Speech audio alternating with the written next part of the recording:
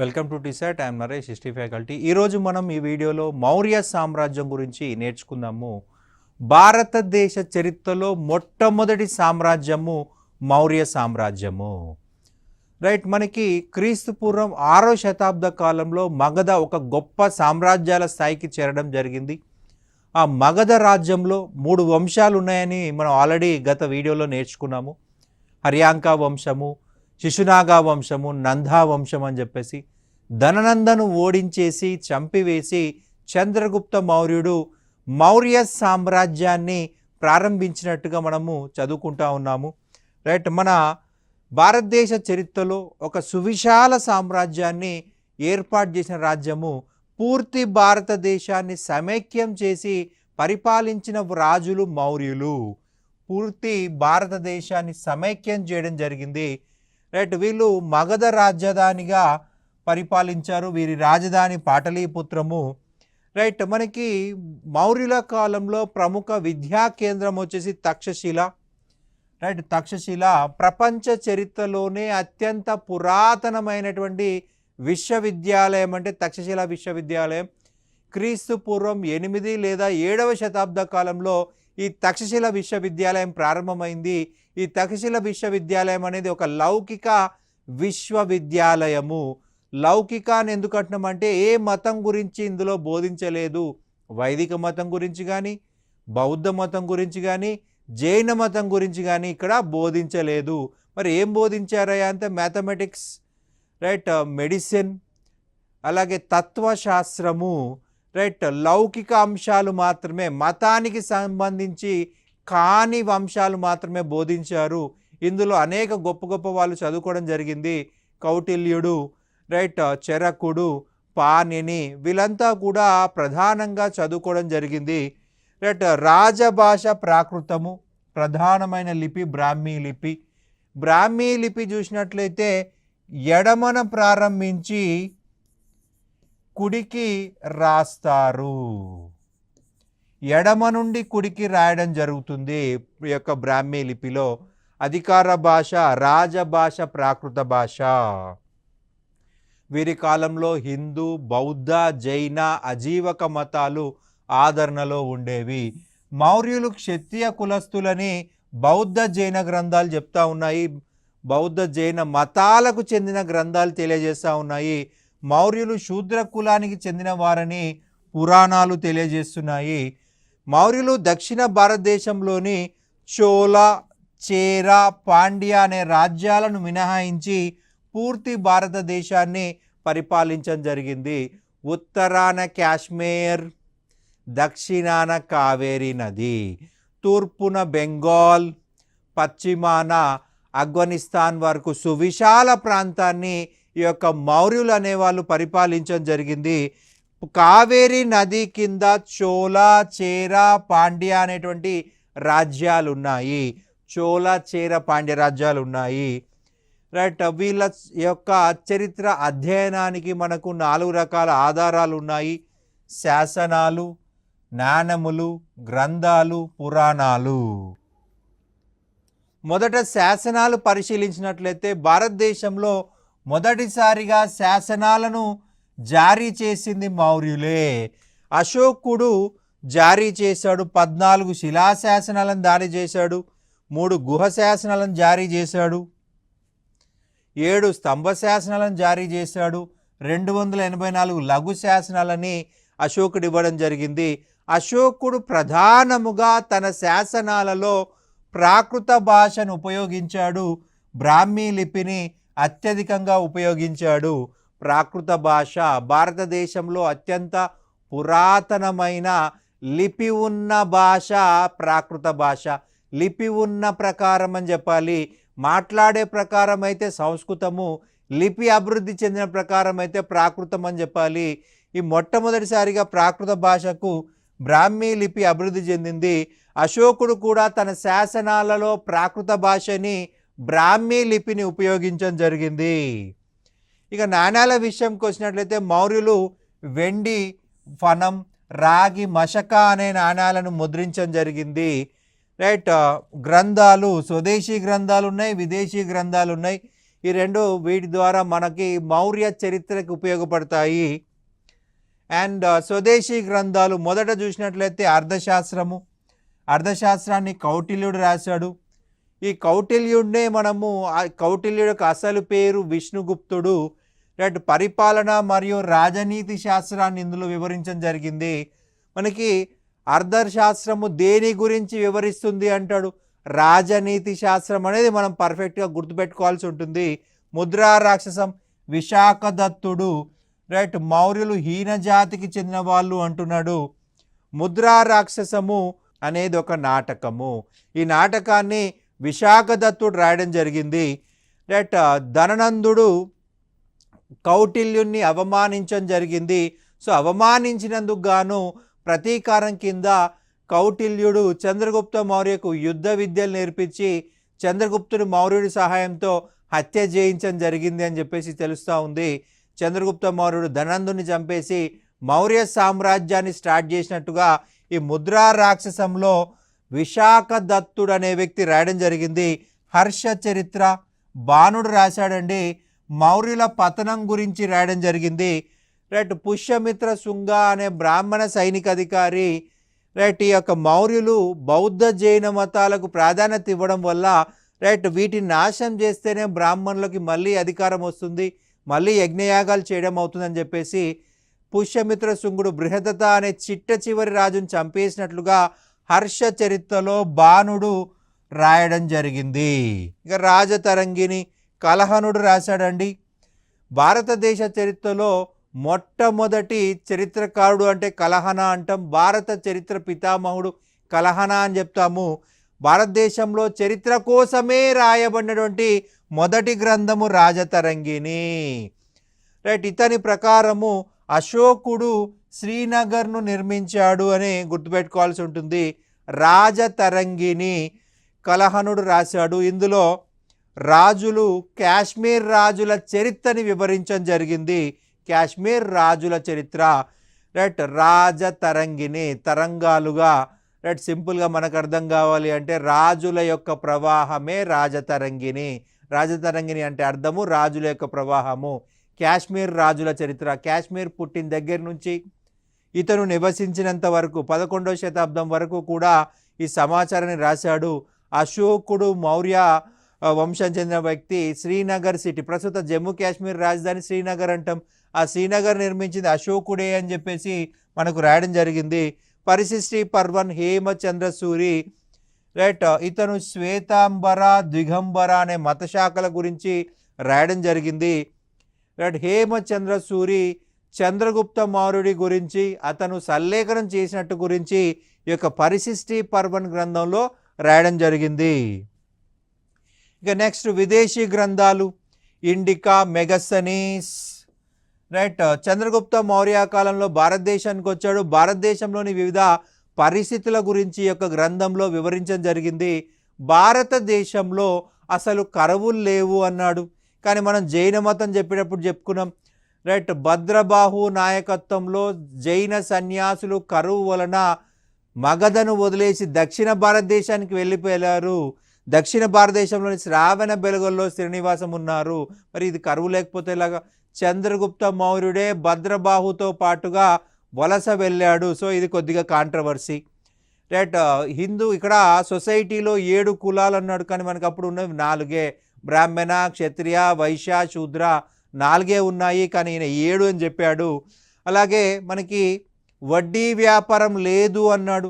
కానీ మనము షోడశ మహాజనపద కాలంలో మనం ఏం చెప్పుకున్నాం, మనకి 12% వడ్డీ రేటు ఉందని చెప్పుకున్నాం. అలాగే శతపథ బ్రాహ్మణంలో వడ్డీ వ్యాపారం గురించి వివరించబడింది అని చెప్పేసి చెప్పుకున్నాం. అంటే ఇది కూడా కాంట్రవర్సీయే. అలాగే బానిస వ్యవస్థ లేదు అన్నాడు. కానీ మనకు వివిధ రకాల బానిసల గురించి అర్థశాస్త్రంలో ఉంది. సో ఇది కూడా కాంట్రవర్సీయే. కాకపోతే రోమన్ బానిసత్వం, పర్షియన్ బానిసత్వం, రైట్, యూరోపియన్ బానిసత్వంతో పోలిస్తే భారతదేశంలో బానిసత్వం లేనట్టే. మరి భారతదేశంలో ఎందుకంత తక్కువగా బానిసత్వం ఉంది అంటే మనకు అంటరానితనం ఉంది. సో మనకి బానిసలని పశువుల కొట్టంలో వాడతారు, బానిసలని వ్యవసాయ క్షేత్రాల్లో వాడతారు. కానీ గ్రీకులు, రోమన్లు అన్ని ప్రాంతాలలో వాడతారు. మనకి మనకి ఇండ్లలో కూడా వంట వండేది బానిస, తినిపించేది బానిస, స్నానం చేపించేది బానిస, రైట్? అత్యంత దారుణంగా బానిసల్ని వాడుకుంటారు రోమన్లు, గ్రీకులు. కానీ ఇండియాలో అంటరానితనం ఉండడం వల్ల బానిసలు ఇంటి బయట ఉంచుతారు, ఇంట్లోకి రానివ్వరు. ఎవరు వండిన ఫుడ్ వాళ్ళే తింటారు. ఆ ఒక అంటరానితనం వల్ల బానిసత్వం సివియారిటీ లేదంటున్నాడు, right? The guide to geography Ptolemy. ఈ టాలమీ అనేవాడు అలెగ్జాండర్ యొక్క సైనిక అధికారి, రైట్? అలెగ్జాండర్ మరణాంతరం ఈజిప్ట్ని ఆక్రమించుకున్నాడు, రైట్? ఈ యొక్క వ్యాపార కేంద్రాల గురించి ఇందులో వివరించడం జరిగింది.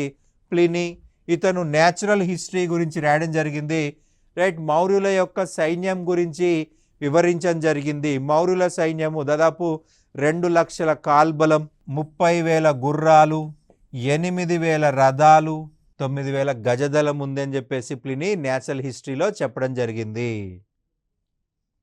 ఫైనల్గా పురాణాలు. మనకి మొదటి పురాణం బ్రహ్మ పురాణం, 18వ పురాణం బ్రహ్మాండ పురాణము మర అనే మహిళలకు మరియు నందరాజులకు జన్మించిన వారే మౌర్యులు అని చెప్పేసి విష్ణు పురాణంలో తెలియజేస్తుంది. మర అనే మహిళకు నందరాజులకు పుట్టిన వాళ్ళే మౌర్యులు అని చెప్పేసి విష్ణు పురాణంలో ఉంది, రైట్? ఇక నెక్స్ట్ చూసినట్టు అర్థశాస్త్రము. అర్థశాస్త్రాన్ని విష్ణుగుప్తుడు రాశాడు, రైట్? విష్ణుగుప్తుడు అర్థశాస్త్రం రాసినందుకు వచ్చిన పేరు బిరుదు కౌటిల్య.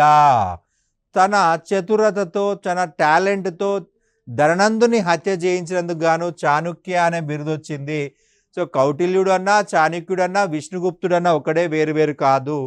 ఇతన్ని ఇండియన్ మాకియవెల్లి అని పిలుస్తారు, రైట్?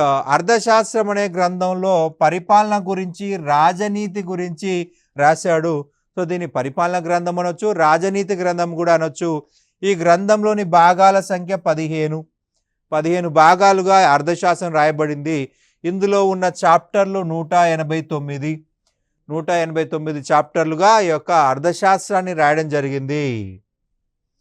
ఈ గ్రంథంలో ప్రజల సుఖమే రాజు సుఖమని, ప్రజల సంక్షేమమే రాజు సంక్షేమమని ఉంది. ప్రజల సుఖమే రాజు సుఖమని, ప్రజల సంక్షేమమే రాజు సంక్షేమమని ఉంది. రాజు తన రాజ్యాన్ని కుట్రలు కుతంత్రాల నుండి ఎలా రక్షించుకోవాలో ఉంది. రాజ్యాన్ని ఎలా పరిపాలించాలి, కుట్రలు కుతంత్రాల నుంచి ఎలా కాపాడుకోవాలో రాయబడింది. భారత ఉపఖండంలో గల వివిధ వనరుల గురించి కూడా మనకి అర్థశాస్త్రంలో వివరించాడు కౌటిల్యుడు. నీటిలో ఉండే చేప నీటిని తాగుతుందో లేదో ఎవరూ చెప్పలేరు. అదేవిధంగా ప్రభుత్వ ఉద్యోగి లంచం తీసుకుంటాడో లేదో ఎవరికీ తెలియదు. ఓకే, నీళ్ళలో చేప ఉంటుంది, అది నీళ్ళలో ఉంటే తాగుతుందా తాగదా ఎవరు చెప్పలేరు. అలాగే ప్రభుత్వ ఉద్యోగి కూడా లంచం తీసుకుంటాడో లేదనేది ఎవరికీ తెలియదు. అర్థశాస్త్రంలో కౌటిల్యుడు సప్తాంగ విధానం గురించి వివరించాడు. 7 అంగాలు, 7 అంగాల విధానాన్ని వివరించడం జరిగింది, రైట్?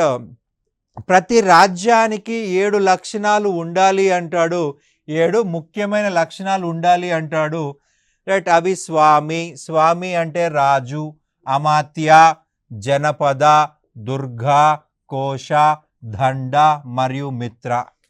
రైట్? 7 ఏ రాజ్యానికైతే ఉంటాయో ఆ రాజ్యం పటిష్టంగా ఉంటుంది అంటాడు స్వామి. రాజుకి చాలా చక్కటి లక్షణాలు ఉండాలి, ఎటువంటి అవలక్షణాలు ఉండకూడదు, ఎప్పుడు కూడా ప్రజల సంక్షేమమే చూసుకోవాలి. అమాత్య, చాలా తెలివైన వాళ్ళని అమాత్యులుగా నియమించాలి, రైట్? జనపదము, రైట్? దుర్గము, కోట, దుర్గము అంటే కోట, కోశ పన్నులు, దండ పోలీస్, అండ్ మిత్ర స్నేహితులు. స్నేహరాజ్యాలు కూడా ఉండాలి. స్నేహరాజ్యాలు లేకపోతే ఈజీగా విదేశీయులు, శత్రువులు యొక్క రాజ్యాన్ని ఆక్రమిస్తాడంటాడు కౌటిల్యుడు. ఈ లక్షణాలు లేని రాజ్యము ఎక్కువ రోజులు నిలబడదని పేర్కొన్నాడు. ఈ గ్రంథాన్ని 1905 నుండి మధ్యలో ఆర్ శ్యామశాస్త్రి కనుగొన్నాడు, రైట్? కనుగొని ఇంగ్లీష్లోకి అనువదించడం జరిగింది. మనకి ఈ యొక్క మైసూర్ లైబ్రరీలో కనుగొన్నాడండి, దాన్ని ఇంగ్లీష్లోకి ట్రాన్స్లేట్ చేశాడు ఆర్ శ్యామశాస్త్రి. అర్థశాస్త్రాన్ని ఇంగ్లీష్లోకి ట్రాన్స్లేట్ చేసిన వ్యక్తి ఆర్ శ్యామశాస్త్రి. ఈ గ్రంథము ఎప్పుడు లభించింది అంటే 1905 మధ్యలో, రైట్? మైసూర్ లైబ్రరీలో దొరికింది ఇది. విశాఖ దత్తుడు రాసిన ముద్రా రాక్షసం అనే గ్రంథంలో మౌర్యులు హీన జాతి వారు అని ఉంది, మౌర్యులు తక్కువ కులస్తులని ఉంది, అంటే శూద్రులు. రైట్. హర్ష చరిత్ర గ్రంథంలో మౌర్యుల పతనం గురించి ఉంది. రాజతరంగిణి అనే గ్రంథంలో అశోకుడు శ్రీనగర్ నిర్మించినట్లుగా రాయడం జరిగింది. ఇక నెక్స్ట్ చంద్రగుప్త మౌర్యుడు, మౌర్య వంశ స్థాపకుడు అంటే చంద్రగుప్త మౌర్యుడు. ఇతని పరిపాలనా కాలం చూసినట్లయితే 322 నుండి 298 అనేది గుర్తుపెట్టుకోవాలి. చంద్రగుప్త మౌర్యుడు మౌర్య వంశ స్థాపకుడు. ఇతడు ప్రారంభంలో పిప్పలావనం అనే ప్రాంతంలో జీవించినట్టు కొన్ని ఆధారాలు ఉన్నాయి. రైట్. కౌటిల్యుడి సహకారంతో నందవంశంలోని చివరి రాజైన ధననందుని చంపి మగధని ఆక్రమించాడు. ఇతడు అలెగ్జాండర్ను ప్రత్యక్షంగా కలిశాడని జస్టిన్ అనే చరిత్రకారుడు తెలియజేయడం జరిగింది. అలెగ్జాండర్ను ప్రత్యక్షంగా కలిశాడు అని చెప్పిన చరిత్రకారుడు జస్టిన్. రైట్. చంద్రగుప్త మౌర్యుడి యొక్క ప్రధానమంత్రి కౌటిల్యుడు. రైట్. మనకి భారత ఉపఖండాన్ని పరిపాలించిన మొదటి చక్రవర్తి ఇతడే అని చెప్పింది రాధా ముఖర్జీ. రైట్. మనకి ఎగ్జామ్లో ఏమంటుందంటే రాధా ముఖర్జీ ప్రకారం భారతదేశాన్ని పరిపాలించిన మొదటి చక్రవర్తి ఎవరు అంటాడు, చంద్రగుప్త మౌర్యుడు.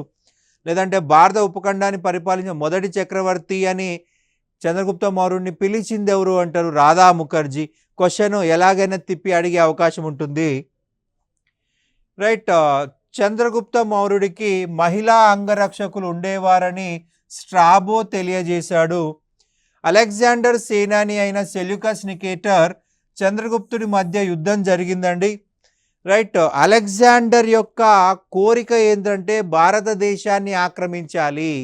భారతదేశాన్ని ఆక్రమించే ఉద్దేశంతో భారతదేశం పైన దండయాత్ర చేశాడు. కానీ అలెగ్జాండర్ బియాస్ నది వరకు మాత్రమే రాగలిగాడు, అక్కడి నుంచి వెనక్కి వెళ్ళిపోయాడు. అలెగ్జాండర్ యొక్క సైనిక అధికారి సెల్యూకస్ నికేటర్ అలెగ్జాండర్ యొక్క కోరికని తీర్చాలనే ఉద్దేశంతో భారతదేశంపై దాడి చేశాడు. చంద్రగుప్తుడితో యుద్ధం చేయడం జరిగింది. సెల్యూకస్ నికేటర్ సిరియా దేశానికి చెందినవాడు. రైట్. సెల్యూకస్ నికేటర్ అలెగ్జాండర్ మరణాంతరం గ్రీకుల తరపున ఆసియా భూభాగాలను పరిపాలించాడు. రైట్. ఇతను సిరియా అనే ప్రాంతం నుంచి పరిపాలించాడు. ఇతని రాజధాని సిరియాగా చెప్పాల్సి ఉంటుంది. రైట్. చంద్రగుప్త మౌర్యుడు సెల్యూకస్ నికేటర్ని ఓడించడం జరిగింది. రైట్. అలెగ్జాండర్ కోరిక నెరవేర్చడం కోసం ఇతను భారతదేశంపై దండయాత్ర చేశాడు. కానీ చంద్రగుప్త మౌర్య చేతిలో ఓడిపోవడం జరిగింది. చంద్రగుప్త మౌర్య చేతిలో ఓడిపోయాడు. రైట్. ఈ యుద్ధాంతరం సెల్యూకస్ నికేటర్ తన కూతురైన హెలెనాను చంద్రగుప్తుడికి ఇచ్చి వివాహం చేశాడు. సో చంద్రగుప్తుడు హెలెనాను పెళ్లి చేసుకోవడం జరిగింది. సెల్యూకస్కు 500 ఏనుగులని చంద్రగుప్తుడు బహూకరించడం జరిగింది. సెల్యూకస్కు 500 ఏనుగులను. మనకి గ్రీకులకి ఏనుగులు తెలియదు. రైట్. ఏనుగులని యుద్ధాల్లో ఎలా వాడాలో తెలియదు. ఒక భారతీయులు మాత్రమే యుద్ధంలో ఏనుగులు వాడేవాళ్ళు అనమాట. గ్రీకులు కావచ్చు, ఇతర దేశస్తులు కావచ్చు, వాళ్ళంతా కూడా గుర్రాలని వాడేవాళ్ళు. సెల్యూకస్ నికేటర్ తన రాయబారి మెగస్తనీస్ను భారతదేశానికి పంపించాడు. రైట్. భారతదేశానికి పంపించాడు. చంద్రగుప్తుడి కాలంలోనే అర్థశాస్త్రము మరియు ఇండికా అనే గ్రంథాలు రాయబడ్డాయి. మెగస్తనీస్ రాసిన గ్రంథం ఏంటి, ఇండికా. కౌటిల్ రాసిన గ్రంథం ఏంటి, అర్థశాస్త్రము. Right. Seleucus Nicator Kabul, Kandahar, Herat ప్రాంతాలని చంద్రగుప్త మౌర్యకి ఇవ్వడం జరిగింది. రైట్. వీటిని మనం సింగిల్ లైన్లో చెప్పాలంటే ఆఫ్ఘనిస్తాన్ అని చెప్పాల్సి ఉంటుంది. ఆఫ్ఘనిస్తాన్ భూభాగాలని మనకి ఈ యొక్క చంద్రగుప్తుడికి ఇచ్చినట్లుగా మనకు తెలుస్తూ ఉంది. ఇండికా. దీన్ని గ్రీకు భాషలో మెగస్తనీస్ రచించడం జరిగింది. ఈ గ్రంథంలో మౌర్యుల పరిపాలన గురించి, మౌర్యుల కాల పరిస్థితుల గురించి వివరించడం జరిగింది. భారతదేశంలో 7 కులాలు ఉన్నాయి అన్నాడు. 7 కులాలు ఉన్నాయి అన్నాడు.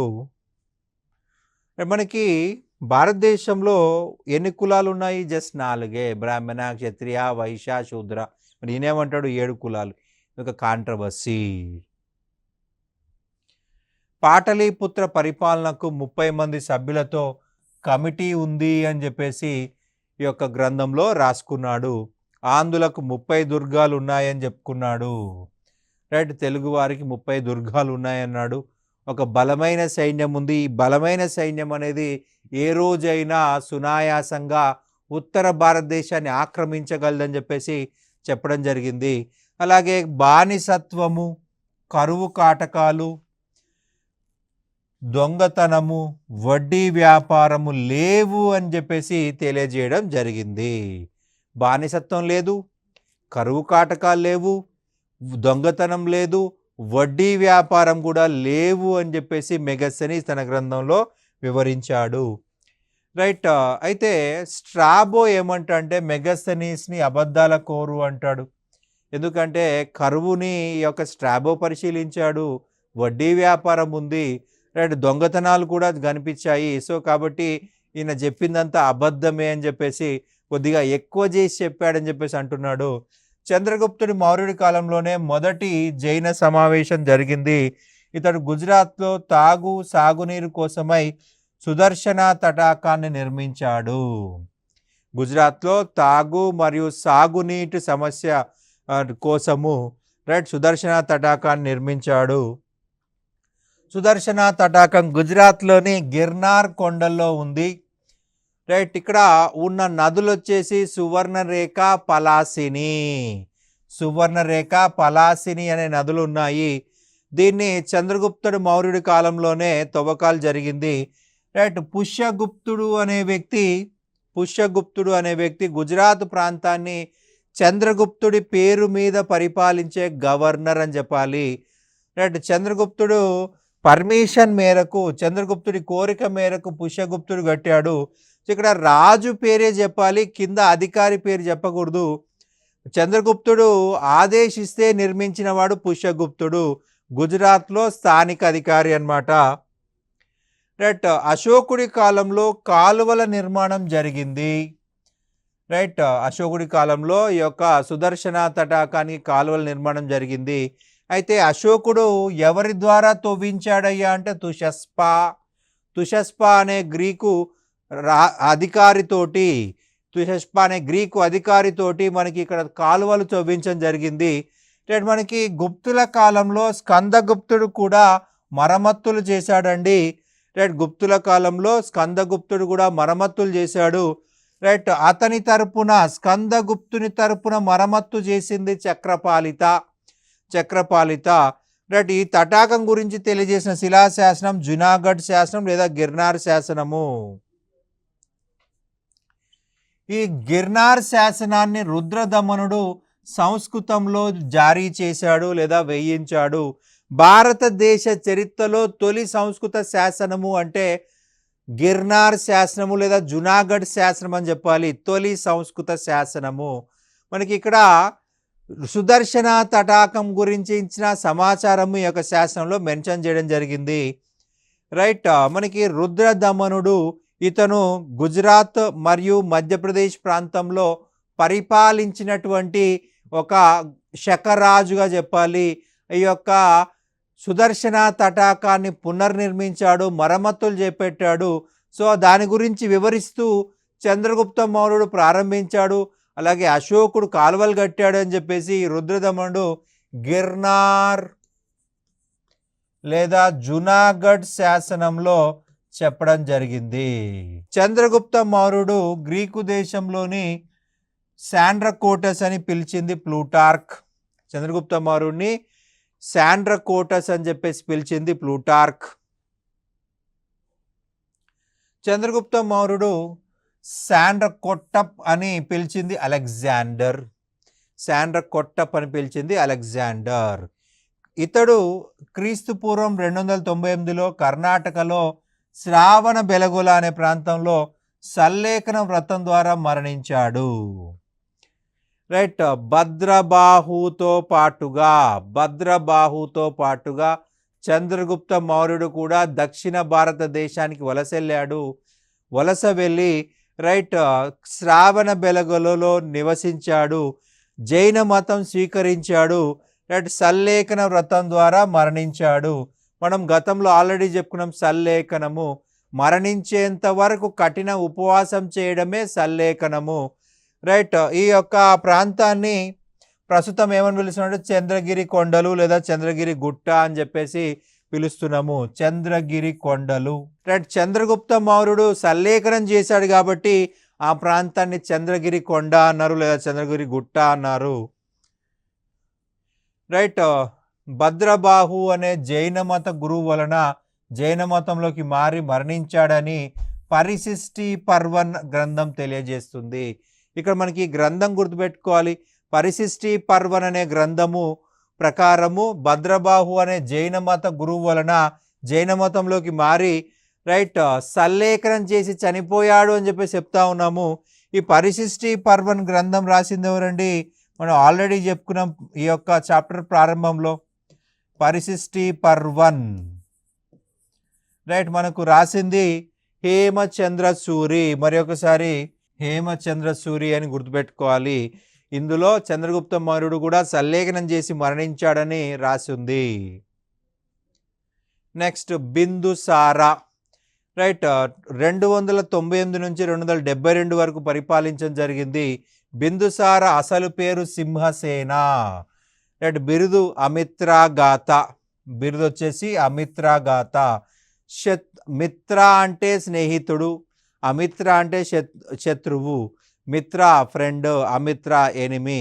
శత్రు విధ్వంసకుడు, శత్రువులని నాశనం చేసిన వాడు అని అర్థం వస్తుంది అమిత్రగాత అంటే. రైట్, ఇతడి కాలంలోనే పశ్చిమాసియా దేశాలతో మౌర్యులకి వర్తక సంబంధాలు ఏర్పడ్డాయి. పశ్చిమాసియా దేశాలతో మౌర్యులకు వర్తక సంబంధాలు ఏర్పడ్డాయి. బిందుసారుడు అజీవక మతాన్ని అనుసరించడం జరిగింది. అజీవక మతాన్ని పోషించడం జరిగింది. ఇతని ఆస్థానంలో పింగళి వత్స అనే అజీవక సన్యాసి జీవించేవాడు. రైట్, బిందుసారుడు సిరియా చక్రవర్తి అయిన యాంటియోకస్కు లేఖ రాస్తూ మధువు, అత్తిపండు, వేదాంతి కావాలని కోరాడు. రైట్, మనకి మధువు అంటే వైన్, రైట్, అత్తిపండు వేదాంతి. యాంటియోకస్ వేదాంతిని మినహాయించి మిగిలిన రెండింటిని ఇతడి కోసం పంపించడం జరిగింది. వేదాంతిని పంపించలేదు. ఇతడి కాలంలోనే తక్షశిలలో తిరుగుబాటు జరిగింది. ఈ తిరుగుబాటును అతని కుమారుడైన అశోకుడు అణిచివేయడం జరిగింది. అణిచివేశారు. రైట్, బిందుసారుడి మొదటి కుమారుడు సుసీమ. బిందుసారుడి మొదటి కుమారుడు సుసీమ. ఈ సుసీమకు వ్యతిరేకంగా తిరుగుబాటు ప్రారంభమైంది, కానీ ఈ తిరుగుబాటు విజయవంతం కాలేదు. రైట్, ఈ సుసీమ ఓడిపోయాడు. రైట్, సుసీమకు వ్యతిరేకంగా తిరుగుబాటు చేస్తే సుసీమ విఫలమైతే అతని తర్వాత అశోకుని పంపించారు. ఎవరయ్యా అశోకుడు అంటే బిందుసారుడు యొక్క మరి ఒక కుమారుడు. ఉజ్జయిని యొక్క గవర్నర్గా ఉన్నాడు. రైట్, ఇతని ప్రధానమంత్రి కల్లాటకుడు. కల్లాటకుడికే మరి ఒక పేరు రాధాగుప్తుడు, రాధాగుప్త. రైట్, అశోకుడు అణిచివేశాడు. సో ఆ చేయడానికి సపోర్ట్ చేసిన వ్యక్తి రాధాగుప్తుడు. ఇతని ఆస్థానానికి వచ్చిన సిరియా రాయబారి డైమాకస్. యాంటియోకస్ ఇతని రాజ్యానికి పంపించడం జరిగింది. రైట్, ఇతని ఆస్థానానికి ఈజిప్టు నుంచి వచ్చిన గ్రీకు రాయబారి. ఈజిప్టు నుంచి వచ్చిన గ్రీకు రాయబారి డయనోసిస్. రైట్, ఇతని కుమారుల్లో ప్రధానమైన వారు సుసీమ తక్షశిలా గవర్నర్, అశోకుడు ఉజ్జయిని గవర్నర్. రైట్, బిందుసారుడు దగ్గర ఇద్దరు ప్రధానులు పనిచేశారు, కౌటిల్యుడు, కల్లాటకుడికే రాధాగుప్తుడు అని పేరుంది. రైట్, క్రీస్తు పూర్వం 272లో బిందుసారుడు మరణించాడు. అతని మరణం తర్వాత మౌర్య సింహాసనం కోసం వారసత్వ యుద్ధం జరిగింది. 4 సంవత్సరాలు జరిగిన ఈ యుద్ధంలో అశోకుడు తన సోదరులను చంపి క్రీస్తు పూర్వం 269 నాటికి మౌర్య చక్రవర్తి అయినాడు. రైట్, ఇది మనకు మౌర్య సామ్రాజ్యం యొక్క చరిత్ర. Thank you.